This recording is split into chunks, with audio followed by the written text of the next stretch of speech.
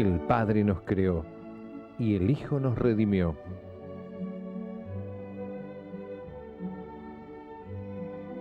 Conocer y amar a Dios exige el esfuerzo de la inteligencia y la rectitud del corazón. Teología para Todos, un curso de religión multimedia.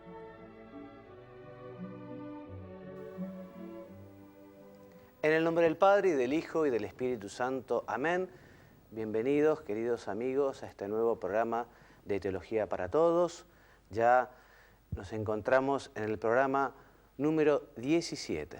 Y la semana pasada, quienes lo recuerden, continuamos explicando qué es la teología moral, en esta introducción a la materia, y comenzamos a ver el tema que hoy vamos a continuar, a mi criterio, uno de los más importantes del curso, que es justamente el pecado. Se ha perdido mucho la noción del pecado y en gran medida por la gran ignorancia que hay. Por eso creo que este va a ser un programa muy importante y espero también muy interesante. Mónica, ¿cómo estás? Gracias por venir. Muchas gracias, Padre Juan María, un gusto, el gusto es mío. Bueno, y les decía, continuamos explicando lo que es el pecado.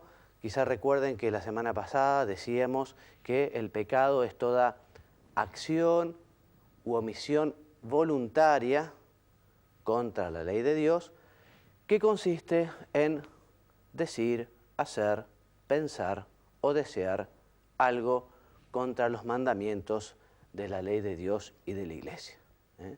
El pecado es siempre una ofensa a Dios, aunque el pecador, aunque alguna vez uno no quiera ofender a Dios con la acción que realiza, al desobedecerlo, al incumplir sus mandamientos, sus preceptos, está justamente cometiendo una falta, un pecado.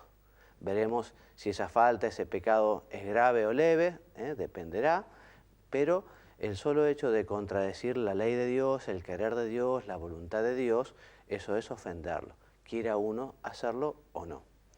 Decíamos que puede ser por acción o por omisión. El pecado de acción es cuando uno realiza un acto que de por sí es malo, realiza una acción, justamente un acto. O por omisión es cuando deja de hacer algo que se tiene que hacer, que es obligatorio. Por ejemplo, dejar de ir a misa por pereza, sin un motivo importante, eso es un pecado, una falta. Dejar de ofrecer una ayuda cuando uno está obligado a una determinada persona, por ejemplo, relación padres e hijos, esto es un pecado. Un pecado por omisión, dejar de hacer algo que uno tiene obligación de hacer. Desde una perspectiva trascendente, que evidentemente es la perspectiva más importante, el pecado es el peor de los males, porque cualquier otro mal, si uno lo sabe llevar como una cruz, puede ser el pasaporte para el cielo. Una enfermedad, un problema serio económico, en fin, si uno lo lleva con amor a Dios y uno con santa resignación, puede ser camino al cielo. Pero el pecado justamente lo que hace es separarnos del cielo, separarnos de Dios, por eso decimos que es el peor de los males. Peor que la misma muerte, porque además de hecho la muerte para el cristiano es un paso de la vida con minúscula a la vida con mayúscula, a la vida eterna. La muerte para un cristiano es encontrar a Jesucristo, a quien tanto queremos y tanto hemos buscado aquí en la tierra. Podemos dividir el pecado, una división, es la división más importante quizá. El pecado puede ser mortal o venial. Es mortal cuando el pecado es grave. Y el pecado es venial cuando el pecado es leve. El pecado mortal es grave porque justamente rompe esa amistad con Dios. Y además tiene como consecuencia esa separación que nos lleva a perder la posibilidad de alcanzar la bienaventuranza del cielo si es que uno no se arrepiente. Por eso, un deseo importantísimo de todo fiel es que si el que tenga la desgracia de tropezar alguna vez con el pecado grave, con el pecado mortal, es recuperar la gracia cuanto antes. Y uno recupera esa gracia de Dios a través del sacramento de la penitencia, de la reconciliación, e incluso si ya uno muy arrepentido pide perdón a Dios y hace un acto de contrición perfecto con esa intención de confesarse cuanto antes, uno ya recupera la gracia y por lo tanto vuelve a tener la posibilidad de alcanzar la bienaventuranza eterna y, digamos, pierde la posibilidad de condenarse para siempre en el infierno, que esa es una realidad que tiene su importancia. Bueno, el pecado venial, en cambio, no rompe la amistad con Dios y tampoco, digamos, es el pasaporte a la condenación eterna. Te voy a pedir, Mónica, que nos leas un poquito esta afirmación que el Papa Juan Pablo II ha aclarado. El Papa Juan Pablo II ha dicho: el pecado grave se identifica prácticamente en la doctrina y en la acción pastoral de la Iglesia con el pecado mortal. Por eso el nuevo catecismo de la Iglesia Católica no hace distinción entre pecado grave y pecado mortal. Gracias. Entonces, pecado grave, pecado mortal son prácticamente sinónimos, ¿eh? Ambos rompen esa amistad con Dios, ambos, digamos, con ambos perdemos la gracia de Dios y el pasaporte al cielo. ¿Qué efectos tiene el pecado mortal, Mónica? Perder la amistad con Dios, matar la vida del alma y condenarnos al infierno si morimos con ese pecado. Lo hemos dicho, perdemos la amistad con Dios, esa relación íntima, esa afiliación que tenemos que cuidar y cultivar. Con el pecado grave le estamos dando la espalda a Dios. Matamos la vida del alma, nada más ni nada menos, porque efectivamente el alma en pecado grave es un alma en tinieblas, que pierde también la posibilidad de hacer acciones meritorias, acciones para la vida eterna. Y además, si uno no se arrepiente, si uno no pide perdón, el pecado mortal lleva a la condenación. También tiene consecuencias naturales, consecuencias nefastas, consecuencias malas, naturales, como las enfermedades, el SIDA, el sífilis, en fin, el odio puede llegar a generar también unos problemas de estómago tremendo, o sea que el pecado puede acarrear enfermedades. La pérdida de la libertad, cuantos están entre rejas justamente por cometer delitos que son pecados. Puede llevar a la ruina económica, una persona que se ha enviciado, por ejemplo, con el juego, ¿no? Y que pierde ya, digamos, la noción de la prudencia y el orden que tiene que existir en esta forma de divertirse, bueno, puede llevar a la ruina económica. Las desgracias familiares y sociales que trae el pecado. Si en el mundo se vivieran los mandamientos de la ley de Dios, si en el mundo todos estuviéramos en gracia de Dios y procurando mejorar nuestro trato con nuestro Padre Dios, evidentemente el mundo sería muchísimo mejor. No habría guerras, no habría odio, habría una gran solidaridad entre las naciones, entre las personas, etc. Bueno, ¿y qué nos podemos decir, qué nos puedes leer, por favor, Mónica, sobre el pecado venial? Es una transgresión voluntaria de la ley de Dios en materia leve. Muchos pecados leves no hacen un pecado grave, sino que el pecado leve dispone al pecado grave, debilita la voluntad y nos priva de la gracia. Pues entonces está claro, el pecado leve no rompe la amistad con Dios, no perdemos la gracia de Dios, pero nos predispone al pecado grave. Me pareció muy apropiada esta foto, ¿no? Este eslabón tan débil, que es justamente el haber cedido reiteradamente en faltas veniales. Las faltas veniales son justamente el pasaporte a una falta grave, a un pecado grave. Debilita la voluntad y nos priva de la gracia, porque efectivamente Dios podría darnos muchísima más gracia. Gracia es esa participación en la naturaleza divina, la gracia es lo que nos hace parecidos a Dios. Bueno, y justamente por el pecado, de alguna manera la estamos rechazando. El pecado leve, o cuando la materia del pecado es leve, puede llegar a convertirse en pecado grave en algunas circunstancias. Por ejemplo, si el que lo comete por error cree que es grave. Por ejemplo, robar una moneda a una persona que tiene mucho dinero nunca será un pecado grave. Ahora, si esa persona cree que eso es pecado grave, cree que realmente se está distanciando definitivamente de Dios, y lo hace, en conciencia está pecado gravemente, aunque materialmente la falta es leve. También, si se comete con un fin gravemente malo, por ejemplo, un insulto en general es una falta de caridad, habrá que ver las circunstancias, pero si uno lo hace para que el otro, por ejemplo, blasfeme, para que el otro insulte a Dios, para que el otro diga barbaridades contra la Iglesia, contra la Virgen, bueno, evidentemente eso es grave, ¿no? Otro ejemplo, si se hace o se pretende un daño grave o se causa un grave escándalo.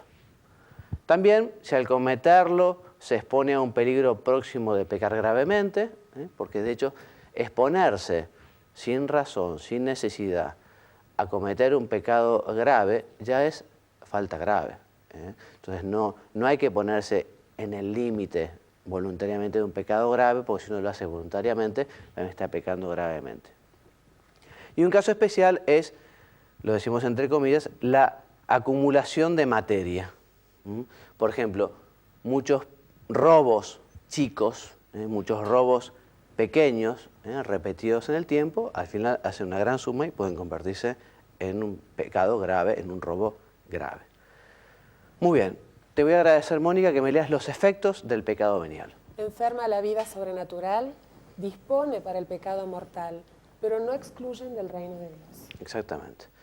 Y hay que procurar luchar, ¿no? Porque efectivamente los pecados veniales pueden hacerse mala costumbre, Las mentiritas, ¿no? Las mentiritas, una mentirita piadosa. Bueno, la mentira de por sí de piadosa no tiene nada.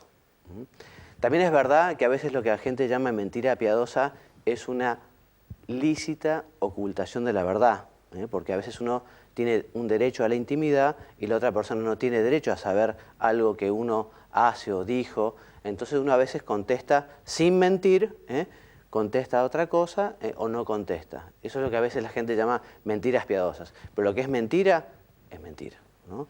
Y hay que estar muy lejos de la mentira porque el demonio es el padre de la mentira y tener al demonio por padre es una tristísima afiliación. Las mentiritas, las malas palabras, ¿no? O sea, es bueno en ese sentido esforzarse por pulir el carácter y que no se vayan metiendo estas costumbres que además pueden ser pecados veniales, además de ser una grosería, digamos, pueden ser pecados veniales. Bueno, 3 circunstancias se tienen que dar para que haya pecado grave. Y esto es importante. Mónica, por favor. Primero, materia gravemente mala, en sí o en sus circunstancias, o que se crea que es grave, aunque de suyo no lo sea. 2, conocimiento de la gravedad. Y 3, voluntad de hacerlo. Entonces tiene que haber materia grave, tiene que haber conocimiento y tiene que haber voluntad. Vamos a explicar un poquito estas 3 circunstancias. Porque si la materia no es grave o no hay conocimiento o no hay un querer, no hay voluntad, entonces no será grave el pecado. Materia grave puede ser grave en sí misma, algo que siempre es grave, es la blasfemia o el aborto procurado, en fin. O puede ser grave en sus circunstancias, como una mentira, pero que tiene unas consecuencias tremendas para el prójimo. La advertencia es el conocimiento sobre la gravedad de la materia, que este conocimiento, digamos, debe acompañar o tiene que estar precedida a la acción. No basta que este conocimiento se tenga posteriormente. Esto es lógico. La ignorancia puede ser culpable o no, porque uno puede ser ignorante pero sin una responsabilidad porque no ha tenido posibilidad de conocer. Ahora, hay una ignorancia que es culpable, cuando efectivamente uno tiene la responsabilidad, el deber, la obligación de saber, de conocer.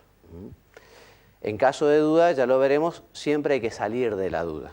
Más si es una duda positiva, que uno efectivamente piensa que aquello es grave, hay que salir de la duda, hay que averiguar, hay que preguntar, ¿no? Y después actuar. Esto de la ignorancia, les digo, ¿puede ser culpable o no? Evidentemente todos los hombres estamos obligados a buscar la verdad. Además todos los hombres tenemos en el corazón la ley natural dada por Dios que nos da una orientación para saber qué es lo que está bien y qué es lo que está mal. Pero puede ser que exista una ignorancia culpable. Entonces, si la ignorancia es inculpable, no hay pecado. no hay pecado. Si la ignorancia es culpable, hay responsabilidad y por tanto pecado. Y respecto del consentimiento, que es ese querer, es esa voluntad, debo darme cuenta que efectivamente estoy realizando ese pecado y tengo que darme cuenta y querer hacer aquello que es malo. Si al hacerlo no advierto que estoy pecando, no es pecado. Por ejemplo, ¿me podés leer, Mónica? Esto supone que hay libertad para hacer la cosa o no hacerla. Quien no tiene libertad para hacer o dejar de hacer una cosa no obra por propia voluntad, por lo tanto no peca. O sea que la libertad es esencial para efectivamente que haya pecado. Quien obra sin libertad, quien obra coaccionado, bueno, después habrá que considerar y verlo. Además también estas cosas, en el fondo, el que sabe y el que lee la conciencia del hombre, el que conoce lo más profundo del motivo de la acción es Dios, que es también en definitiva quien nos va a juzgar el día de mañana cuando tengamos que dar cuenta de nuestros actos. También te voy a pedir que me leas esto, dice, para que no haya pecado... No hace falta querer directamente ofender a Dios, esto sería algo diabólico. Peca todo el que hace voluntariamente lo que sabe que Dios ha prohibido. Si falta cualquiera de estas tres condiciones, no hay pecado grave. Bien, entonces, materia grave, conocimiento y voluntad. Lo hemos dicho al principio, lo repetimos ahora. El pecador no hace falta que quiera ofender a Dios, que además no es lo habitual. La persona que roba un banco, no roba un banco porque quiere ofender a Dios, sino porque tener una billetera con billetes grandes, en fin, facilita mucho la vida, la hace muy cómoda, pero no porque quiere ofender a Dios. Pero evidentemente el que roba un banco está desobedeciendo a Dios y está cometiendo un pecado, en este caso un pecado grave. Bien, conclusión. Cuando la materia no es grave, o es grave, pero yo no lo sé, o lo sé, pero lo hago sin querer o sin darme cuenta, no hay pecador. Por lo tanto, todo lo que se hace sin querer, por ignorancia, por descuido, sin caer en la cuenta o en un arrebato inevitable, o lo que se hace sin pleno consentimiento o sin plena advertencia, no es pecador. Esperemos que esto quede claro porque es muy importante. Hoy les decía, las personas no saben mucho qué es pecado, qué no es pecado. En mi experiencia en los retiros espirituales, que a veces viene gente con muy buena formación y a veces gente que no lo tiene tanta. Yo suelo facilitar un examen de conciencia. Algunos un examen de conciencia más corto, tengo alguno que es muy largo, que va viendo los mandamientos uno por uno, y las personas se sorprenden muchísimo, dicen, bueno, padre, pero esto también es pecado, yo no sabía que esto era pecado. En fin, se sorprenden. Por eso es bueno hablar de este tema y es muy importante la catequesis y la formación sobre lo que es el pecado y efectivamente cómo tenemos que estar muy lejos del pecado. El pecado hace mucho daño. No nos damos cuenta la maldad del pecado. Si nos diéramos cuenta, seguramente huiríamos. Digo, nos diéramos cuenta en el sentido más material, ¿no? Porque de hecho, por ejemplo, el cura de Ars cuenta que una vez, en un sermón, una vez Dios le mostró a un profeta cómo quedaba el alma en pecado mortal, ¿no? Y dice que se parecía al cadáver corrompido de una bestia después de haber sido arrastrado durante 8 días bajo los rigores del sol, ¿no? Una palabra bastante fuerte, porque manifiesta, en fin, la fealdad, lo horrible que es el pecado con esta comparación, ¿no? Por eso hay que pedirle a Dios también, bueno, Dios mío, dame una mayor sensibilidad, una mayor finura.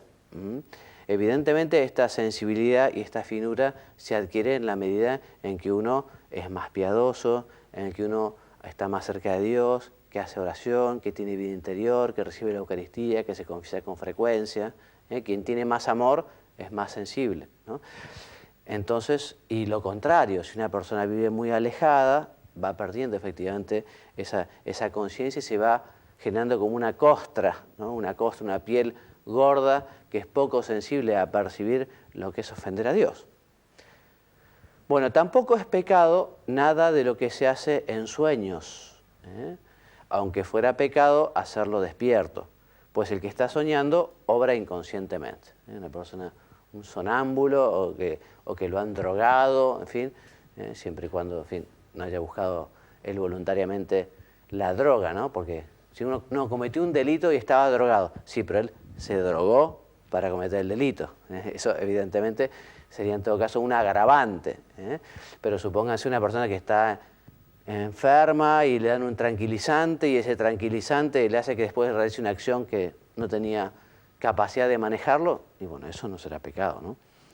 Bien, los pecados dudosos, o sea, cuando no se sabe con certeza, bueno, si es pecado grave o si es pecado leve, no se sabe si uno lo ha consentido o no lo ha consentido.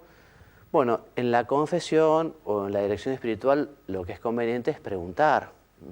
Y a la hora de confesarse lo dice, mire padre, yo no sé si estaba despierto o estaba dormido, yo no sé si esto es grave o leve, lo ponemos en la presencia de Dios.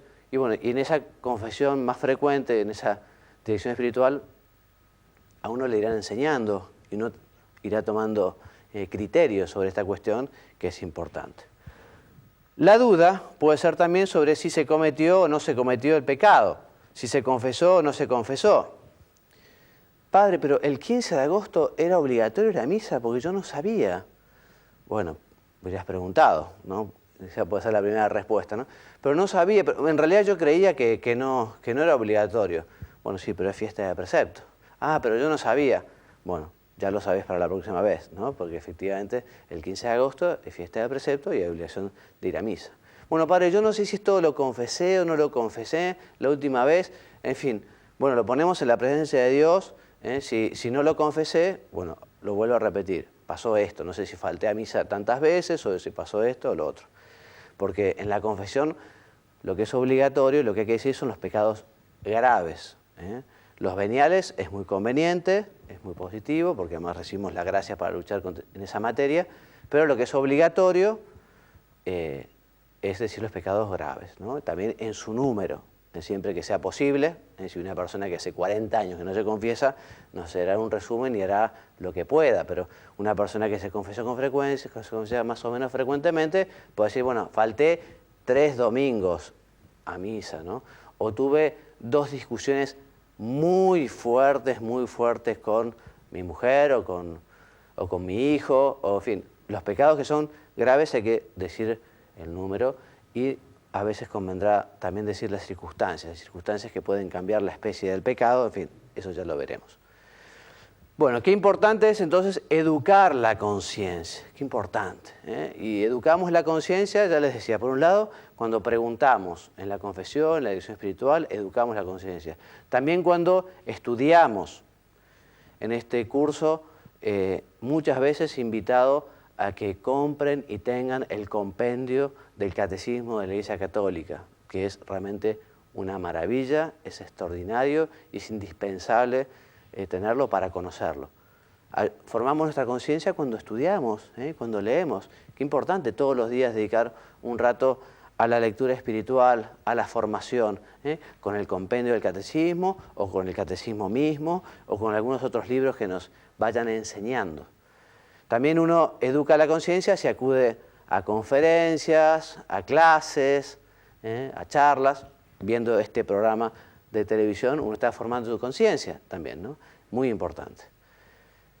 Una conciencia equivocada es culpable, lo repetimos, si se debe a despreocupación por conocer la verdad y el bien.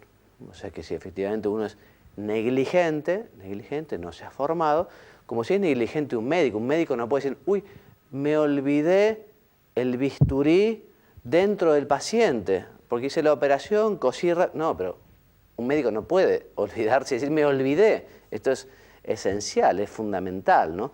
Y hay temas que son muy importantes y el cristiano los tiene que conocer. Y no puede haber negligencia, tiene que haber interés por saber. Te voy a pedir si me podés leer, por favor, Mónica. Dios juzga nuestros pecados tal como los tenemos en la conciencia. Una conciencia pecaminosa no será pecado si al hacerla yo no sé que es pecado. Una acción lícita y permitida será pecado si al hacerla yo creo erróneamente que es pecado y la hago libremente. Lo que Dios castiga es la mala voluntad que tenemos al hacer una cosa, no las equivocaciones o errores involuntarios. Qué importante y qué claro que es, ¿no? Qué lógico. Dios, digamos, nos juzgará tal como también nosotros nos juzgamos a nosotros mismos, ¿no? Pero evidentemente tenemos la obligación, la responsabilidad de formar la conciencia, de conocer lo que está bien, de conocer lo que está mal, de conocer cuál es la voluntad de Dios. Si uno realiza un acto que es malo, pero está convencido que es bueno, ¿no? Se me ocurre un ejemplo que quizá no existe, quizá hipotético, ¿no? Pero uno nació en un pueblito en el cual el tema de la venganza, por ejemplo, la venganza es una cuestión de honor, de honor. Y si efectivamente se ofendió a la familia, lo que hay que hacer es vengarse. Y si uno no se venga, es un cobarde y está faltando con la propia familia. Bueno, si uno está convencido que la venganza es buena,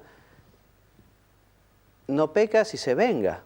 Es más, pecaría si no se vengara, porque es lo que le dicta la conciencia. Lo que pasa es que esa conciencia no está formada, esa conciencia es errónea. Habrá que ver efectivamente la culpabilidad de esa conciencia, ¿no? Pero uno tiene que obrar siempre de acuerdo con su conciencia. Para pecar entonces basta tener la intención de hacer lo que es pecado. Puede ser que uno después no lo consiga hacer. Evidentemente el pecado será menos grave que si uno lo hizo. Uno tuvo la intención de robar un banco, tuvo la intención de hacer algo grave, pero después no lo consiguió hacer. En fin, habrá que ver la responsabilidad, pero evidentemente mucho más grave el realizarlo. Soy culpable del pecado en el momento en que he decidido cometerlo. El pecado realizado, lo decíamos, es más grave, pero solo intentarlo ya es pecado. Y bueno, para ir terminando, les cuento que el 6 de agosto del año 1993, el Papa Juan Pablo II nos regaló la encíclica Veritatis Splendor, el esplendor de la verdad. Bueno, esta encíclica realmente es muy profunda, pero no es de difícil lectura tampoco, y vino justamente a desenmascarar el subjetivismo moral de algunos, entre comillas, teólogos que tenían sus propias teorías en materia moral. Y el Papa deja clarísimo los temas. Yo les recomiendo vivamente que si se animan y quieren profundizar en este tema, que se lean la encíclica, porque van a enterarse de unas cuantas cosas, quizá sea para personas más involucradas en el ambiente teológico, pero todas estas teorías de estos teólogos, digamos, llegan y se escuchan. Bueno, vamos a pedirle a la Santísima Virgen, terminando entonces nuestro programa, que nos ayude a estar siempre muy lejos del pecado, ¿no? Muy lejos. A pedirle a la Santísima Virgen que tengamos verdadero horror al pecado venial deliberado, ¿no? Y que nos ayude, si efectivamente alguna vez tenemos la desgracia de tropezar, que nos ayude a volver inmediatamente al Señor, como hizo el Hijo Pródigo, pecado, Padre, contra el cielo y contra ti, no soy digno de llamarme hijo tuyo. Así que aprovechar para pedir perdón siempre. A veces el tropiezo, a veces esa petición de perdón puede ayudar después a estar más cerca de Dios, ¿no? Es impresionante cómo Dios saca cosas buenas incluso de las cosas malas. Bueno, y me despido invitándolos a la semana que viene. Continuaremos hablando sobre este tema que es tan interesante y me voy a despedir dándoles la bendición. La bendición de Dios Todopoderoso, Padre, Hijo y Espíritu Santo, descienda sobre todos y cada uno de ustedes y permanezca siempre. Amén. Hasta la semana que viene, si Dios quiere. Muchas gracias.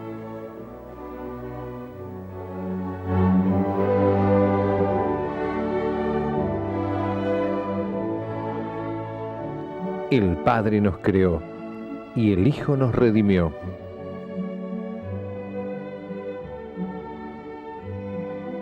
Conocer y amar a Dios exige el esfuerzo de la inteligencia y la rectitud del corazón.